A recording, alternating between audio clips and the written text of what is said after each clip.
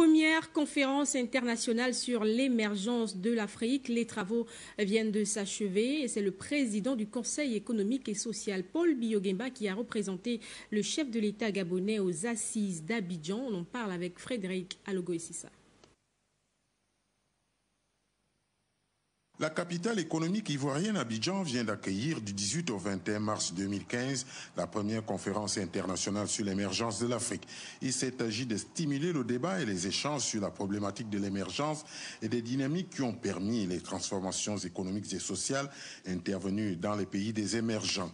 Les organisateurs de ce forum ont insisté sur la participation du secteur privé, pourvoyeur d'emplois, instrument d'une croissance inclusive soutenue. Le chef du gouvernement ivoirien, Daniel Kablan-Duncan, clôturant les travaux, s'est félicité de la qualité du travail accompli. Je me convainc que la qualité des échanges qui a permis de noter que l'industrialisation accélérée pourrait contribuer à la réalisation d'un développement durable et inclusif de l'Afrique dans ce qu'on nous a lu est un élément fort sur lequel il nous faut mettre l'accent. Il nous faut donc aborder cette phase décisive avec confiance et détermination, à travers une vision stratégique claire et partagée, soutenue par des politiques efficaces. L'appréciation du représentant du chef de l'État gabonais sur l'organisation de cette première conférence internationale sur l'émergence en Afrique.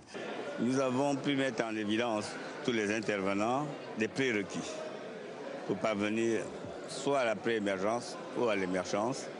Il faut un état de droit, il faut un taux de croissance soutenu, il faut se situer dans la durabilité, il faut des infrastructures dans tous les domaines, l'énergie, les routes, les ports, mais surtout, il faut des hommes et des femmes bien formés. La valeur humaine, la ressource humaine est la première des ressources. C'est pour cela qu'un accent très fort doit être mis sur la formation, sur le perfectionnement, sur la qualification des uns et des autres dans les différents secteurs de l'économie et de la vie tout court. La Côte d'Ivoire a mis tout en œuvre pour la réussite de cette conférence axée autour des problématiques liées aux infrastructures, à l'économie et au développement humain.